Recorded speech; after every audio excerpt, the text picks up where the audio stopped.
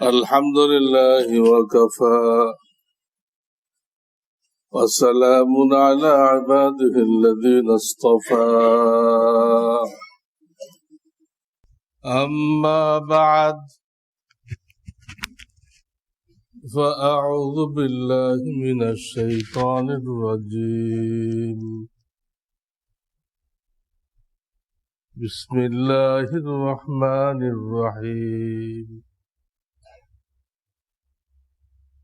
الذين هم يراءون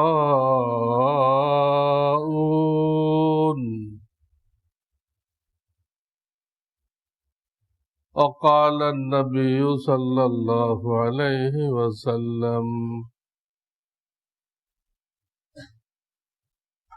لا ينظر الله إلى أعمالكم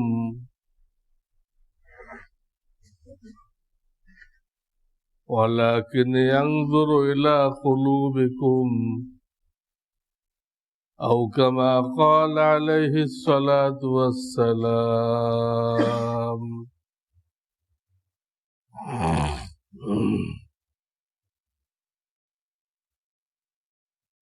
अल्हम्दुलिल्लाह। बुजुर्गान मोहतरम, আজকে যে বিষয়ে কথা বলতে চাচ্ছি, দিলের একটা রোগ, অন্তরের একটা রোগ। অন্তরের প্রত্যেকটা রোগে এরকম, যেটা যে চিকিৎসা না করানো হয় তাহলে আমাদের যত আমল আছে সব নষ্ট হয়ে যেতে পারে।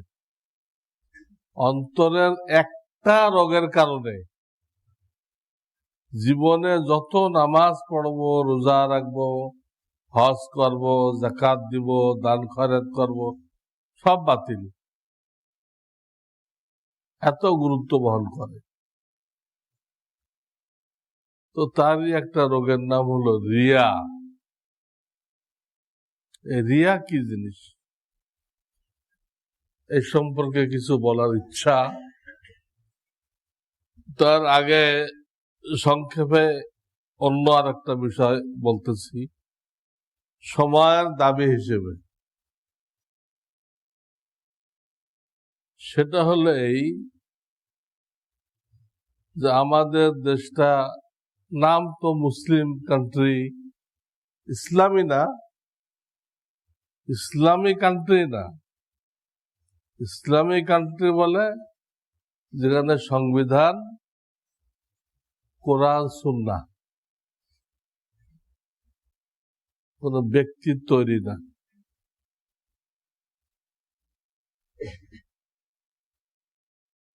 কামালের সংবিধান দিয়ে ইসলামী হুকুমত হবে না।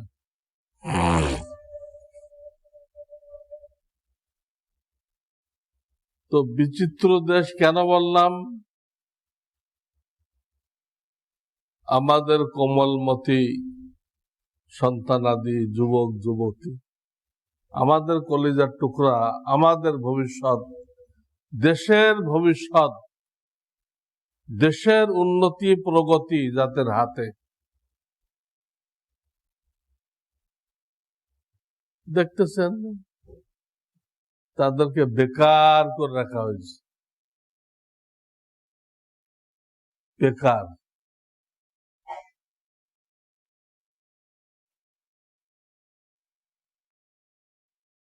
অন্য প্রান্তে লোক ভাড়া করে আনা হইতেছে,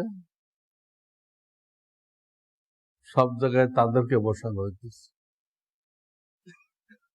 আর আমাদের জাতির যারা ভবিষ্যৎ, এদেরকে বেকার করে রাখা হয়েছে। পড়াশোনা বলেন, যা বলেন, সব দিক দিয়ে বেকার, বখাটে হয়ে দিচ্ছে। সরকারের চরম দায়িত্বহীনতা।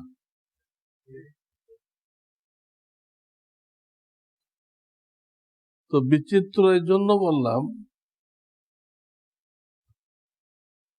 একদিকে এনজিওদের চেষ্টায় এনজিও গুলো ইসলামের 1 নম্বর দুশমন। ইহুদি খ্রিস্টানদের টাকায় যে এনজিও গুলো চলে, এই ব্রাক ফেরাক যা আছে, আশা নিরাশা, সব ইসলামের প্রথম কাতারের দুশমন। এদের চেষ্টায় তারা সক্ষম হয়েছে, একটা সক্ষম হয়েছে কো এডিশন, সহশিক্ষা চালু করতে, যা ইসলাম কোনোভাবে সমর্থন করে না, হারাম। এই একটা তারা কামিয়াব হয়েছে। জিনার দরজা উন্মুক্ত করে দেওয়া হয়েছে। আর একটা কামিয়াব তারা হয়েছে, তারা একটা আইন করছে, মেয়ের বয়স 18 বছর না হলে বিয়ে দেওয়া যাবে না, ছেলের বয়স 21 বছর না হলে বিয়ে দেওয়া যাবে না।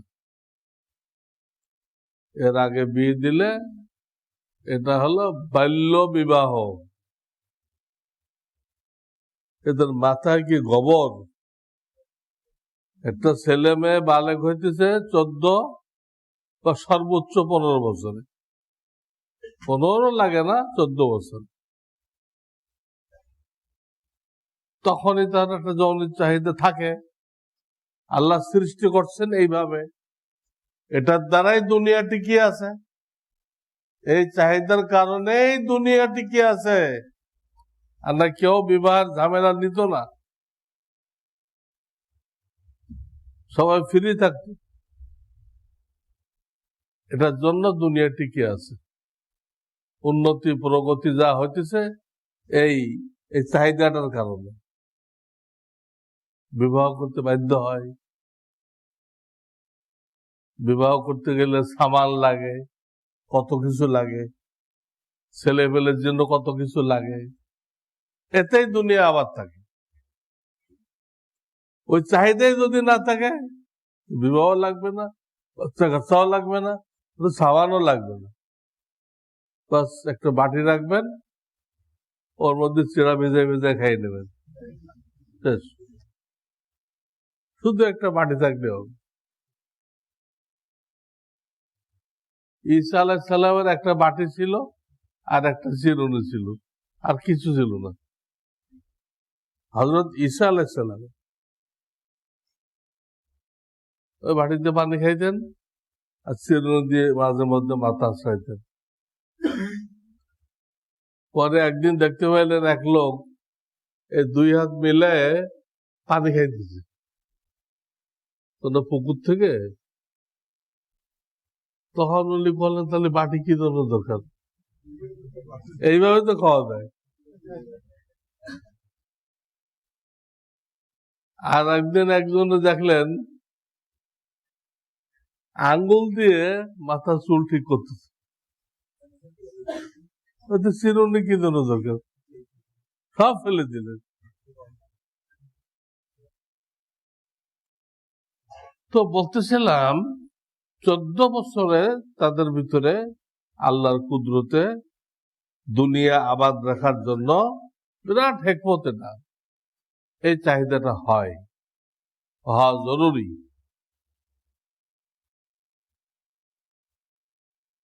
সেখানে বলা হয়েছে সে বৈধভাবে এই চাহিদা মেটাইতে পারবে না, তাকে আরো 5-6 বছর দেরি করতে হবে। 18 বছর মানে আরো 4 বছর, আর পুরুষদের 21 বছর মানে আরো 7 বছর দেরি করতে হবে। এই টাইমটা তারা কিভাবে পার করবে?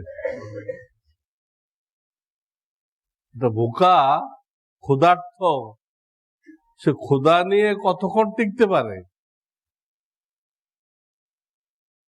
এই একটা আইন করেছে, যারা সরকারে ছিল সে সময়, আল্লাহ জানে তাদের মাথায় কি ছিল, কোন আকল বুদ্ধি ছিল কিনা। সরকারকে জায়গা দিছো কেন? 1 নম্বর ভুল এটা। এনজিও কে জায়গা দিছো কেন? এটা ইসলামের দুশ্মন, দেশের স্বাধীনতার দুশ্মন, মা বোনদের ইজ্জতের দুশ্মন। 3টা দুশ্মন, ইসলামের দুশ্মন, স্বাধীনতার দুশ্মন, মা বোনদের ইজ্জতের দুশ্মন। এদিকে জায়গা দিছো কেন? যে সরকার প্রথম দিছিল, এই সরকার এই ভুলটা করছে, চরম ভুল।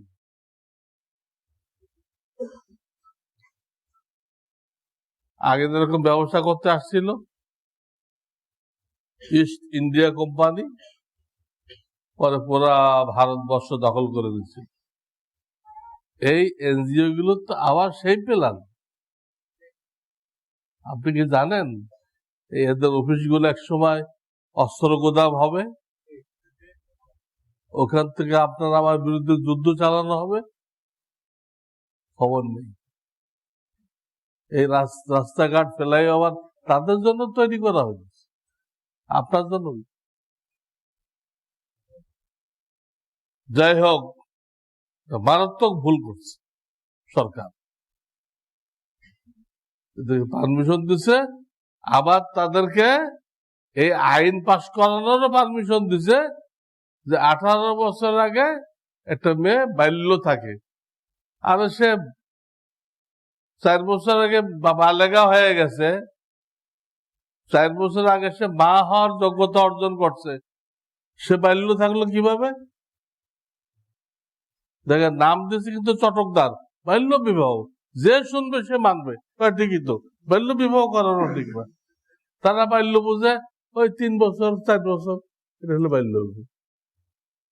কিন্তু এরা তো 3 বছর 4 বছর বুঝাইতেছে না, এরা বুঝাইতেছে 18 বছর আগে একদিন, যদি একদিনও বাকি থাকে তো বাল্য।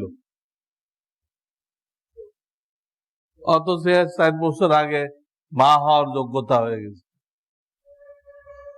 তার ভিতরে সেই চাহিদার সৃষ্টি হয়ে গেছে, আর আপনি বলতেছেন বাল্য।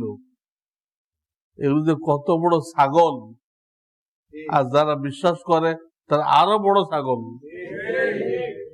রাম ছাগল কইলেও কভার করবে না। রাম ছাগল বললে আমি, তোরা কি পরিমাণ ছাগল এটা বেষ্টন করতে পারবে না, এত বড় ছাগল। একদিকে এই আইন পাশ করেছে 18 বছর আগে বিয়ে দেওয়া যাবে না, আর একদিক দিয়ে আইন পাশ করেছে এর আগে তারা যদি কোনো অন্যায় করে তো এটাকে ধরা যাবে না, এরা বাল্য, এরা শিশু, এরা কিন্তু টুকটাক এদিক ওদিক করতে পারে, এটা ধরার যোগ্য না। বাল্য, শিশু, এরা কিছু উল্টা সিধা করতেই পারে, এগুলো তোমরা এত খেয়াল করো না। তাহলে শরিয়াতে যেটা বৈধ করলো সেটাকে তারা করছে হারাম, আর শরিয়াতে যেটাকে হারাম করছে, হ্যাঁ, বিবাহ ছাড়া, এই যে তারা ছেলেরা বানায় বান্ধবী, হ্যাঁ, আর মেয়েরা বানায় বন্ধু। এই বান্ধবী আর বন্ধু এই নামে কোনো সম্পর্ক, কোনো আত্মীয়তা ইসলামে নেই। কোন চিড়িয়াখানায় আছে কিনা তালাশ করে দেখতে পারেন, ইসলামে নেই। ইসলামে কোনো ছেলে কোন মহিলাকে, মেয়েকে বন্ধু বান্ধবী বানাইতে পারবে না, আবার কোন মেয়ে তার ক্লাস ফ্রেন্ডকে বা কোন ছেলেকে বন্ধু বানাইতে পারবে না। এটাই তো জেনার দরজা খুলতেছে। এই বন্ধু আর বান্ধবী মানে কি? জেনার পার্টনার, দুইজন জেনার পার্টনার। নাউযুবিল্লাহ। ওদিকে করছে বাল্য বিবাহ, আর এদিকে চালু করছে বন্ধু বন্ধু বানাও, বান্ধবী বানাও। কোথায় বড় বড় সাইনবোর্ড দেখলাম গ্রামীণ ব্যাংকের পক্ষ থেকে, বন্ধু, গান আর আড্ডা, এখানেই হারিয়ে যাও। মানে আপনার জীবনের লক্ষ্য উদ্দেশ্য হলো এইটা,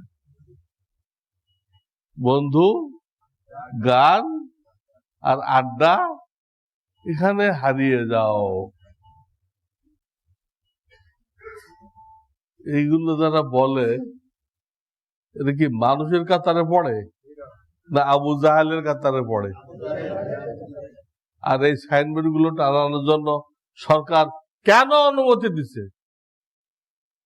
এটা মানুষের জীবনের লক্ষ্য উদ্দেশ্য হইতে পারে? হইতে পারে? বন্ধু, আড্ডা আর গান। নিচে আবার ছবি দিছে একটা ছেলে, 3টা মেয়ে। তাহলে বন্ধু কারা এটাও নির্দিষ্ট করে দিছে ছবির মাধ্যমে। নিচে ছবির মাধ্যমে বন্ধু কারা এটাও নির্দিষ্ট করে দিছে। কি এটা? মুসলমানরা কি একদম আকল শূন্য হয়ে গেল? তো বলতেছিলাম, আপনারা বুঝতে পারছেন, বিচিত্র দেশ, যেটা বৈধ রাস্তা ছিল বিবাহের, এটা আটকায় দেওয়া হয়েছে। বাল্য বিবাহ নাম দিয়ে আটকায় দেওয়া হয়েছে। আর যারা জিনা ব্যবসা ছিল সেটাকে চালু করা হয়েছে। এরা সব কোরআনের দুশ্মন, ইসলামের দুশ্মন। আমি আর একদিন বলেছিলাম, আপনি যদি দ্বিতীয় বিবাহ করেন, আপনার সামর্থ্য আছে, কিন্তু আগের বিবির পারমিশন নেন নাই, তাহলে দেখা যাবে আপনার জেল হয়ে যাবে। অথচ আল্লাহ 4টে পর্যন্ত পারমিশন দিছে যাদের সেই সামর্থ্য আছে, তৌফিক আছে। আর এরা দ্বিতীয় একটা করলেন, তার জেলে যান।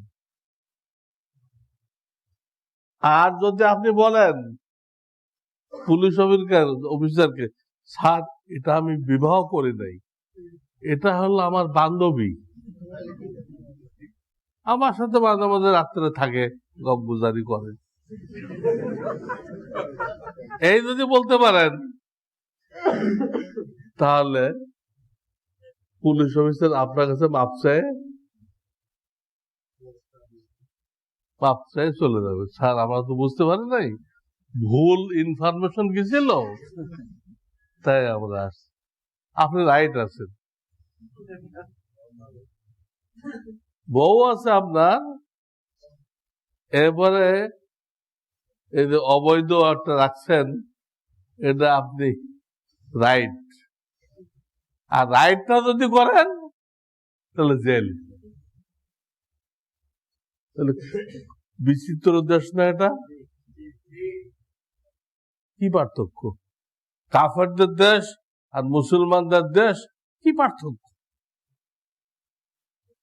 এই জন্য জিনা ব্যভিচার এত বেড়ে গেছে, শেষ পর্যন্ত সেই শরিয়তের আইনে আসতে হয়েছে। শরিয়ত কইছে না, অবিবাহিত লোকেরা জিনা করলে 100 বেত মারো, আর বিবাহিত লোকেরা করলে একদম মেরে ফেলো। এরা তো একদম মেরে ফেলার আইন করছে, তাহলে তো তুমি সেই শরিয়তের আইনে আসলে, কিন্তু গাধা পানি ঘোলা করে খায়, গাধা পরিষ্কার পানি খায় না। আগে ঘোলা করে নেয়, ঘোলা করে নিয়ে তারপরে খায়। তুই তো গাধা হইলা। এ কথাগুলো বলার দ্বারা আমার উদ্দেশ্য, আপনি সরকারের কাছে কোনো আশা ভরসা করেন না। এরা কাদের গোলামগিরি করে জানি না। আপনার ছেলে পেলেকে আপনি রক্ষা করেন, আপনি চেক দেন, কো এডুকেশনে দিবেন না, ধর্মীয় লাইনে পড়ান না, বাসায় বসায় রাখেন, ধর্মীয় লাইনে উচ্চশিক্ষিত করেন, আলেমা বানান, মুহাদ্দিসা বানান, ধর্মীয় লাইনে অনেক বড় শিক্ষিত বানান, কোনো অসুবিধা নেই। আর না বসায় রাখেন, কিন্তু এই নষ্ট হওয়ার লাইনে দিয়ে না। বিদেশ লাইন মানে এটা একটা নষ্ট হওয়ার লাইন, চরিত্রহীনা হওয়ার লাইন। খালি চরিত্রহীনা না, এখন তো জান চলে যেতে, ফাঁসির আইন করেও তো কোনো লাভ হইতেছে না। ফাঁসির আইন করার পরও তো জান যেতে, কোনো লাভ হইতেছে। আমি আরেকদিন বলছিলাম যে জ্যৈষ্ঠ মাসে আপনি আম কাঁঠাল রাখছেন আর মাসিরা আসতেছে, আপনি মাসির বিরুদ্ধে যুদ্ধ ঘোষণা করলেন, কোনো লাভ নেই। কটা মাসি মারবেন? আরে একটা পাত্র দিয়ে এটা ঢেকে দেন, আম কাঁঠাল গুলো ঢেকে দেন। এর দ্বারা কি বুঝাইছিলাম? মেয়েদেরকে হিজাব, পর্দার ব্যবস্থা করেন, এটাই তাদের ভূষণ, এটাই তাদের সৌন্দর্য, এটাই তাদের নিরাপত্তার গ্যারান্টি, এটা তাদের রক্ষা কবচ। এটা তাদের বস্তাবন্দি করে না, হীরা মণি মুক্তা লুকায়িত রাখা হয়। হীরা মণি মুক্তা কোথায় কি করা হয়? লুকায়িত রাখা হয়। তার থেকে হীরার দাম কমে যায়? এরা হীরা মণি মুক্তা থেকে দামি, এদেরকে লুকায়িত রাখতে হবে, লুকায়িত রাখতে হবে। হীরা মণি মুক্তার থেকে কোটি কোটি গুণে এদের দাম বেশি। আপনি প্লাস্টিকের কারখানার গেটে লিখে রাখছেন নো অ্যাডমিশন, প্লাস্টিকের কারখানা। আর এরা হলো নবী, রসুল, অলি, গওস, কুতুব তৈরির কারখানা। এখানে লিখে রাখছেন অ্যাডমিশন, সবাই আসো। এই কারখানা নো অ্যাডমিশন লিখতে হবে না? আরো বেশি লিখতে হবে। এটা প্লাস্টিকের কারখানা না, অলি তৈরি হওয়ার কারখানা, গওস কুতুব তৈরি হওয়ার কারখানা, মুফতি মুহাদ্দিস তৈরি হওয়ার কারখানা, সমাজের জ্ঞানী গুণী তৈরি হওয়ার কারখানা। এটা যদি ওপেন করে দেন, এখান থেকে ভালো মানুষ তৈরি হবে না, সব নকল মানুষ তৈরি হবে, ইংরেজদের গোলাম হবে, গোলাম হবে। এই জন্য এই কথাগুলো বলার উদ্দেশ্য হলেই যে আপনারা নিজেরা দায়িত্ব নেন, আর কারো ভরসা তো দেখলেন, সবই সবই আপনাদের সামনে ঘটছে, সবই ঘটছে। এখন পত্র পত্রিকায় খুব লেখা হইতেছে, একটা মেয়ে মারা গেল, যে খুব লেখা হইতে, কি হবে লিখলে? ওই মেয়ে জিন্দা হবে? আগে সাবধান হইতে। এবং এগুলোর জন্য মায়েরা দায়ী। ফরিদপুরে এক মৌলানা আছে, এই ধরনের কোন দুর্ঘটনা ঘটলে মেয়েকেও দুর্রা মারে এবং তার মাকেও দুর্রা মারে, কোনো কৈফিয়ত চায় না। তুমি জানো কিনা, তুমি জানো কিনা এটা কৈফিয়ত চায় না।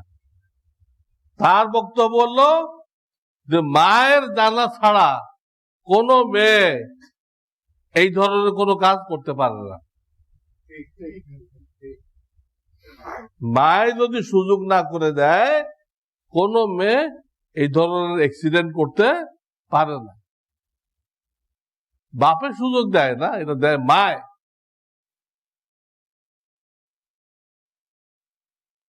তারাই হয়তো এইভাবে বড় হয়েছে। ইংরেজদের ফ্যাক্টরিতে এইভাবে বড় হয়েছে, এটাকেই তরিকা মনে করছে। এই জন্য আপনাদের সতর্ক হয়ে কলিজার টুকরা ছেলে পেলে যাতে হাসরের ময়দানে আমাদের জন্য শাফাত করতে পারে তার চেষ্টা করতে হবে, তার ফিকির করতে হবে যে আমার মেয়ে কোরআন পড়তে পারে কিনা, আমার মেয়ে সুন্নত তরিকায় নামাজ পড়তে পারে কিনা, স্বামীর খেদমত শিখছে কিনা, শ্বশুর শাশুড়ির দোয়া নেওয়া শিখছে কিনা, সন্তান লালন পালন শিখছে কিনা। আমি আর একদিন বলেছিলাম এই ডিগ্রির নাম শিক্ষা না। কৃষি কলেজে যারা ডিগ্রি নেয় একটা ধান লাগাইতে পারবে না, সব ফাও ডিগ্রি। ডিগ্রির নাম শিক্ষা না। যার যারা দায়িত্ব, এই দায়িত্ব পালন করার নাম হলো শিক্ষা। মেয়েকে ব্যারিস্টার বানাই দিলে সেটা বিয়ে দিতে হবে না? বিয়ে দিলে তারা যাবে না যে আমাদের নতুন বউ আসছে, আমাদের কিছু মজাদার পাক করে খাওয়া? ও তো কিচ্ছু জানে না। ও আবার মজাদার খানা পাকাইবো? হ্যাঁ, ও ব্যারিস্টারের বই এনে আপনাকে লোয়া দেখাইব, এই লোয়াতে আমাকে যে পাক করতে কইছেন, এই লোয়াতে এটা কভার করে, এই দেখে ঘোড়ার ডিমও জানে না। নাউযুবিল্লাহি মিন যালিক। এজন্য আমাদের একটু চিন্তা করতে হবে, একটু বিবেক বিবেচনা খাটাইতে হবে। যেহেতু এই ধরনের দুর্ঘটনা বারবার ঘটতেছে, এই জন্য আমাদের সতর্ক হওয়া ছাড়া কোনো রাস্তা নেই। একটা মেয়েকে তখন শিক্ষিতা বলা হবে যে স্বামীর খেদমত জানে, শ্বশুর শাশুড়ির দোয়া নিতে জানে, সন্তান লালন পালন করতে জানে, খানা পাকাইতে জানে, ঘর সাজায় রাখতে জানে, স্বামীর মাল হেফাজত করতে জানে, নিজের সতীত্ব রক্ষা করতে জানে। কোরআনের আয়াত অনুযায়ী মারিয়াম ইবনাত ইমরান আল্লাতী আহসানাত ফারজাহা, এই আয়াত অনুযায়ী মেয়েদের সবচেয়ে বড় সিফাত তার সতীত্ব। কোরআনের এই আয়াত অনুযায়ী মেয়েদের সবচেয়ে বড় সিফাত কি? সতীত্ব। এই সতীত্ব রক্ষা করতে জানতে হবে। স্কুল কলেজে পড়ে এই ব্রিটিশ শিক্ষা নিয়ে কোএডিশন করে সতীত্বর সও শিখবে না। তার কাছে সতীত্বর 4 পয়সাও দাম নেই, 4 পয়সাও দাম নেই। তার স্লোগান দেহ আমার, সিদ্ধান্ত আমার। আরে দেহ তোমার কিভাবে হলো? তোমাকে কে মালিকানা দিছে? দেহর মালিক তো আল্লাহ, সিদ্ধান্ত তার। তোমার এটা তো কুফরি কালাম, তোমাকে এনজিও রাজা শিখাইছে এটা কুফরি কালাম। দেহ আমার, সিদ্ধান্ত আমার, আমার দেহ যাকে ইচ্ছা তাকে দিব। এগুলো একটা মুসলমানের মেয়ের মুখে শোভা পায়? এই বেশ্যাবৃত্তি শোভা পায়? নাউযুবিল্লাহি মিন যালিক। আর এইগুলোকে শিক্ষা বলা হইতেছে। কিসের শিক্ষা এগুলো? নষ্টামির নাম শিক্ষা, জিনা ব্যভিচারের নাম শিক্ষা, কুখাদ্যের নাম রাখা হয়েছে খাদ্য, কুখাদ্য অখাদ্য। গাঁজা খায় না? তো মূল গেজা শব্দের অর্থ হলো খাদ্য। সেখানে চরম একটা অখাদ্যকে নাম দিছে গাঁজা। মানে এইটা হলো একমাত্র পৃথিবীতে খাদ্য, যেটা চরম অখাদ্য, এটা নাম দিতে খাদ্য। এই হলো আমাদের অবস্থা। আমাদের বিবেক বিবেচনা সব মরে গেছে, আমাদের ইমানি শক্তি শেষ হয়ে গেছে। ইহুদিরা আমাদেরকে ধ্বংস করে দিছে, আর মোবাইলটা দিছে, এই সারাদিন এটা নিয়ে পড়ে আছে, ওটা টিপতে আছে, আর ওর মধ্যে খেলা করতেছে।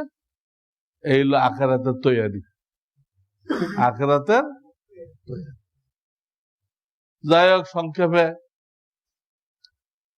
আজকে বলার কথা ছিল রিয়া।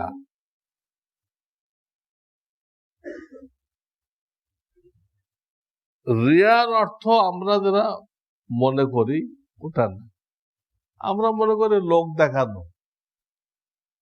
রিয়াজ একটা অন্তরের রোগ। আমরা কি বুঝি? লোক দেখ। এটা তো কোনো কথা হলো না। আপনি নামাজ পড়তে আসছেন, আপনাকে লোকেরা দেখতেছে না? হ্যাঁ, তাহলে জামাতের সাথে নামাজ পড়া আল্লাহ ওয়াজিব করছে কেন? জামাতের সাথে নামাজ পড়বেন, হজে যাবেন, তো লোকেরা আপনাকে দেখবে না? তো এটা যদি রোগ হয়, দোষ হয়, তো এটা আল্লাহ ফরজ করছে কেন? হজ তো ফরজ, নামাজ জামাতে পড়া ওয়াজিব। এখানে আজ তো দেখবে। রিয়ার এই অর্থ না, লোক দেখানো এই অর্থ না। রিয়ার অর্থ হলো আল্লাহর ইবাদত করতেছেন আপনি, কিন্তু আপনার মনে মনে নিয়ত হলো মানুষের অন্তরে আপনার বুজুর্গি সৃষ্টি করা। আপনি যে একজন দামি মানুষ, বুজুর্গ মানুষ, আল্লাহওয়ালা মানুষ, এটা মানুষের দিলের মধ্যে সৃষ্টি করা। এটা হলো আপনার নামাজ পড়া দ্বারা, হজ করা দ্বারা উদ্দেশ্য। আপনারা কি বুঝছেন রিয়া কাকে বলে? হ্যাঁ, লোক দেখানো না, আল্লাহর ইবাদত করতেছেন, কিন্তু আপনার নিয়তটা কি? নিয়ত আল্লাহকে রাজি করে না, নিয়ত মানুষের দিলের ভিতরে প্রভাব বিস্তার করা, মানুষ আমার ভক্ত হয়ে যাক, মানুষ আমাকে প্রশংসা করুক, আমাকে আলোচনার বস্তু বানাক, হাদিয়া তোফা যা দেওয়ার আমাকে দিক। এই হলো তার নিয়ত। আল্লাহর ইবাদত দিয়ে মানুষের দিল জয় করা, এটা হলো কি? রিয়া। এই নিয়তে তারা ইবাদত করবে, আল্লাহ হাসরের ময়দানে পরিষ্কার বলে দেবে, তোমরা যে যার জন্য ইবাদত করছিলে তার থেকে প্রতিদান নিয়ে নাও, আমার কাছে তোমাদের কোনো প্রতিদান নেই। সব মাটি, পুরা জিন্দগি মাটি, জিন্দগি মাটি। মুসলিম শরীফে হাদিস আসছে না, একজন আল্লাহ রাস্তায় জেহাদের ময়দানে জেহাদ করতে করতে শহীদ হয়ে গেছে, আর একজন বহুত বড় আলেম, বহুত বড় আলেম, সারাটা জীবন মানুষকে কোরআন কিতাব শিক্ষা দিচ্ছে, আর একজন বহুত বড় দানবীর, এমন কোন রাস্তা বাদ রাখে নাই যেখানে খরচ করার জন্য আল্লাহ নির্দেশ দিচ্ছে, বাদ রাখে নাই, সব জায়গায় খরচ। এই তিনজনকে দিয়ে জাহান্নাম উদ্বোধন করা হবে হাসরের ময়দানে। এদের নামাজের কোনো অভাব নেই, নামাজ পড়ছে, রোজা রাখছে, হজ করছে, যাকাত দিতে, ইবাদতে কোনো অভাব নেই, সব ইবাদত ঠিক আছে, কিন্তু এই আজকে যে রোগ নিয়ে কথা বলতেছি, এই রোগটা ওদের মধ্যে আছে। শহীদকে আল্লাহ জিজ্ঞেস করবেন, তোমাকে এত নেয়ামত দিয়েছিলাম, আমার জন্য কি নিয়ে আসছি? আল্লাহ, আপনার জন্য আমি জিহাদের ময়দানে শহীদ হয়ে গেছি, জিহাদের ময়দানে শহীদ হয়ে গেছি। বা মাহশারগার খুদা প্রসাদ বগুপ্তম দর জবাবে ও শহীদ খঞ্জরে ইশকত জবাবে ও কাফন দাস্তাম।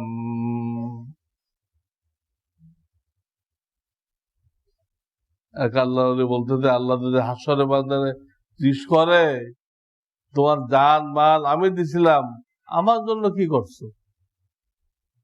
আমি বলবো, খঞ্জরের আঘাতে জিহাদের ময়দানে শহীদ হয়ে গেছি। দলিল কি? আমার শরীর দেখো, আমার শরীর দেখো। বা মাহশারগার খোদা পুরসাদ বগুপ্তম দর জবাবে ও শহীদ খঞ্জরে ইশকত জবাবে ও কাফন দাস্তাম। তো সে তো এই কথা বললো যে আল্লাহ তোমার জন্য শহীদ হয়ে গেছে। আল্লাহ বলবেন, তোমার দিলের খবর আমার কাছে আছে। তুমি তো জিহাদ করছিলে, তোমার নামের সাথে বীর শ্রেষ্ঠ লেখা হবে, বীর উত্তম লেখা হবে। আরো কি কি বীর আছে না? আরবিতে বীর মানে কুয়া। এই যে বীর লেখা হবে, লেখা হয়ে গেছে, তোমার নামে সড়ক হয়ে গেছে, অনেক কিছু হয়ে গেছে। যাও, পেয়ে গেছে, যে উদ্দেশ্য করছিল পেয়ে গেছে। আলেম সাহেবকে বলবে, তোমাকে এলেম দিয়েছিলাম, লোকেরা কত ভক্তি শ্রদ্ধা করছে তোমারে, হ্যাঁ, তুমি আমার জন্য কি করে আসছো? সব আল্লাহ, একমাত্র তোমাকে রাজি করার জন্য আমি সারাটা জীবন তালেব এলেমদেরকে পড়াইছি, পাবলিকদের দিন শিখাইছি, নামাজ শিখাইছি, কালেমা শিখাইছি। আল্লাহ তোমার জন্যই করছি। আল্লাহ তোমার দিল আমার কাছে। ইন্নাহু আলিমুম বিযাতিস সুদূর। তোমার দিল আমার কাছে। তোমার দিলে তো এটা ছিল না, তোমার দিলে ছিল। তোমাকে খতিবে আজম বলা হবে, তোমাকে মুফতি আজম বলা হবে, হ্যাঁ, তোমাকে শাইখুল হাদিস বলা হবে,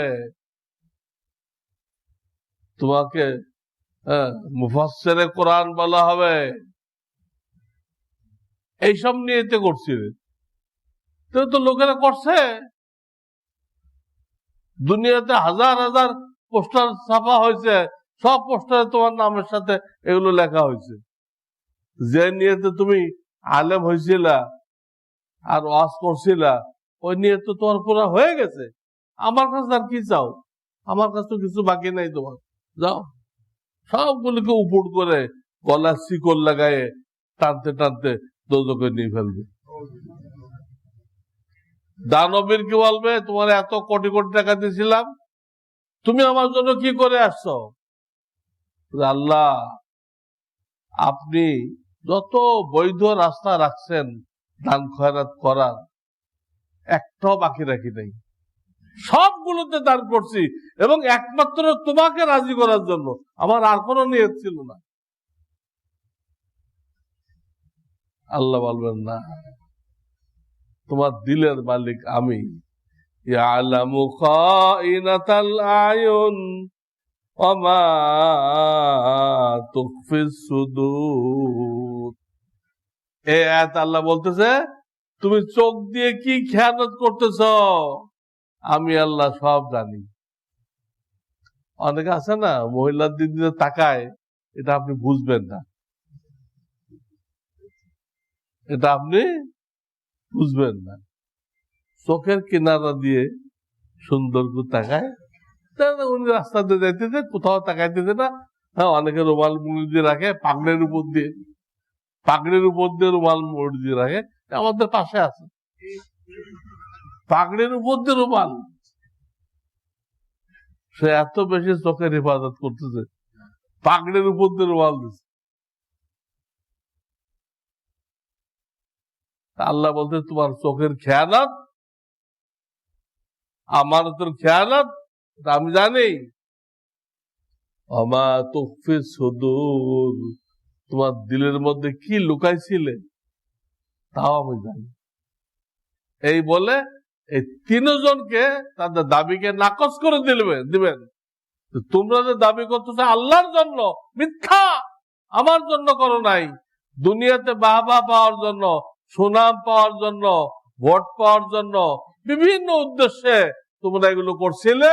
তোমরা পেয়ে গেছো দুনিয়াতে, আমার কাছে কিছুই নেই, কিছুই নেই।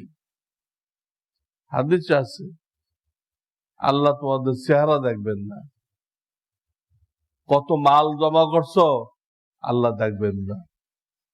লা ইয়ানজুরুল্লাহু ইলা সুওয়ারিকুম ওয়া আমওয়ালিকুম, চেহারাও দেখবেন না, মালও দেখবেন না।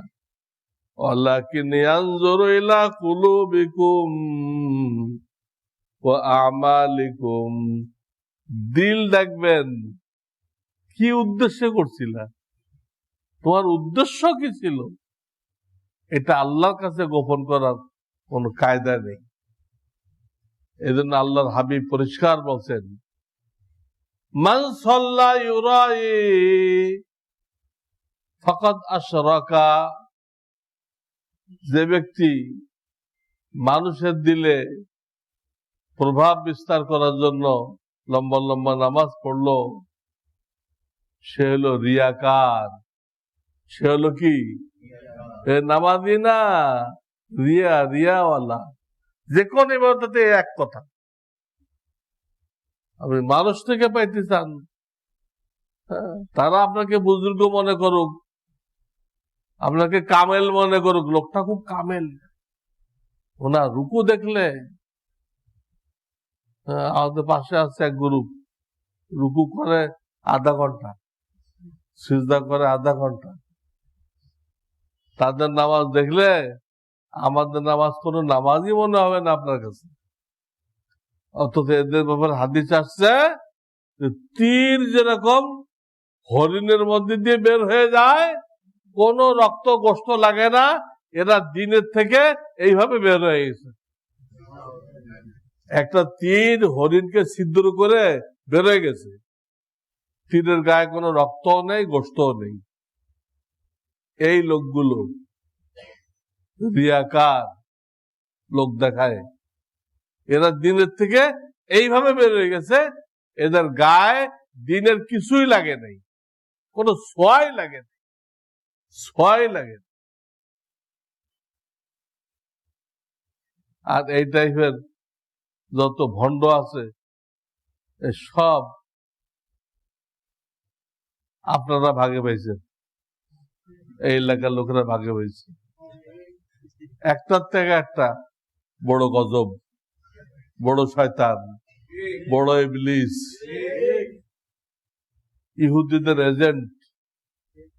ইহুদিদের এজেন্ট ইসলামের সুরত ধারণ করে মানুষকে বেঈমান বানাইতেছে। ইসলামের সুরত ধারণ করে মানুষকে বেঈমান বানাইতেছে, আর মানুষ সেখানে যায় বেঈমান হইতেছে। আল্লাহ হেফাজত। তো রিয়া হলে কিচ্ছু পাওয়া যাবে না, আল্লাহর কাছে কিচ্ছু পাওয়া যাবে না। রিয়ার উল্টা হলো ইখলাস। রিয়ার উল্টা কি? ইখলাস যদি থাকে, আপনি যা করবেন আপনার নিয়ত থাকবে আমি আল্লাহকে রাজি খুশি করার জন্য করতেছি। কে কি বললো, প্রশংসা করলো না বদনাম করলো, এগুলো আমার দেখার বিষয় না। আমার আল্লাহ আমাকে ইবাদত করতে বলছেন, আমি ইবাদত করতেছি। এমনকি এক বুজুর্গ বলছে, আল্লাহ তুমি যদি খুশি হয়ে আমাকে দোজখে দাও, তো দোজখ আমার জন্য বেহেশত হয়ে যাবে। সে জান্নাত জাহান্নামের পরোয়া করে না। এই বুজুর্গ জান্নাত জাহান্নামের পরোয়া করে না, বলতে তুমি খুশি হয়ে যদি আমাকে দোজখে দাও,